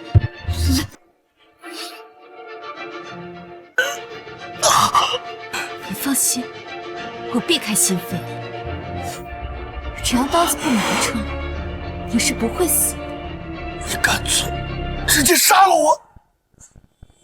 那怎么行？你欠的血债还没还清呢。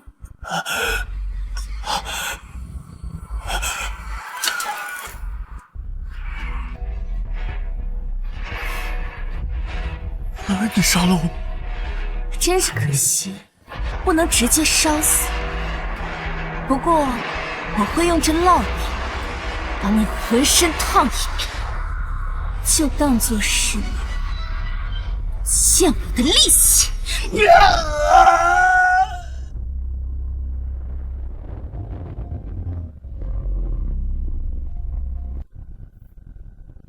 你父亲和弟弟之所以没能逃离火城，是因为提前被人迷晕。这包迷烟是轩辕在蒋家老宅中找到的，现在已经确认，和火场中找到的药物残余是一样。如今物证已有，还差人证。人证交给你，这里交给我。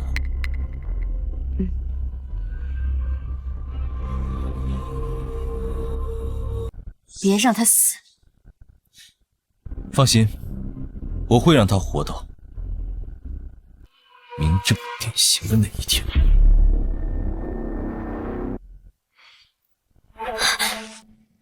你来做什么？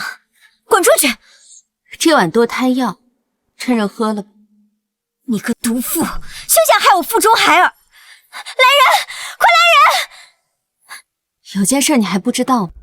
蒋文清已经把苏家血案的幕后之人尽数推到你的头上了。你说什么？不可能！你在骗我！这是他亲手写的认罪书，你看看，是不是？他的字迹你应该认得。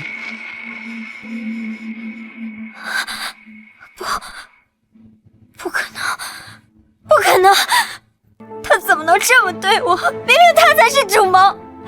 蒋文清曾教我写字，他既能冒充我的字迹，我便能冒充他的字迹，这便是天道好轮回吧。现在你死罪难逃，我也不想你腹中孩儿还未降世，便因罪夭折无法往生，所以这碗堕胎药，你还是喝了吧。嫂嫂，求求你，求求你救救我和孩子！之前都是蒋文清指使我干的，他才是主谋。我知道他是主谋，不过如今他已经指证了你，这人证物证俱全，你告诉我，我该怎么帮你啊？我可以反过来揭发他戴罪立光。哦，是吗？你的意思是，你有其他证据？有。他杀害苏瑶时，衣服上溅了血，我将血衣藏在了后院的梨树下。我还有他贿赂主考官的账目和书信。他杀害苏瑶时，衣服上溅了血，我将血衣藏在了后院的梨树下。我还有他贿赂主考官的账目和书信。你的意思是，他的状元不是凭自己考上的？对。他依靠苏家的财力和我的人脉行贿，所以才考中了状元。原来如此，把证据给我。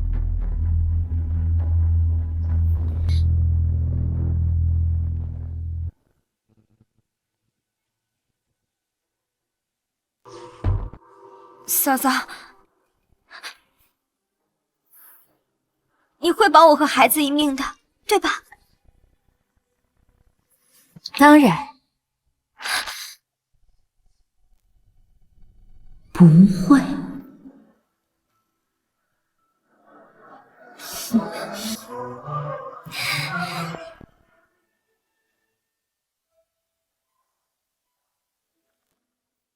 裴婉容，也一并入狱了。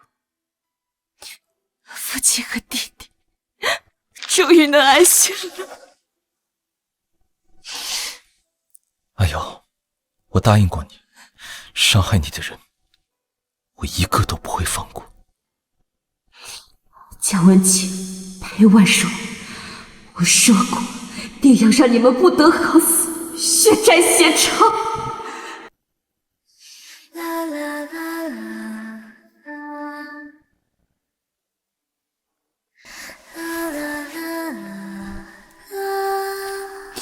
爹爹，阿弟，杀害你们的真凶江文清与裴万荣，已于今日午时3刻被当日斩首示众。我们苏家的血债，总算是讨回了一个公道。你们安心吧，我会照顾好母亲，让她安享晚年，再也不用担惊受怕。对了，爹爹，我也找到了可以托付终身的人了。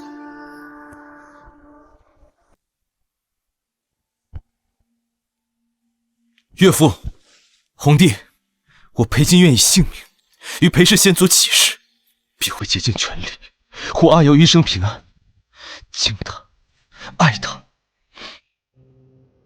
不会再让她受半点委屈。她在之处，便是我的归处；她心所安，便是我所愿。我会与她一同孝顺岳母的，请你们放心，将他们母女交给我吧。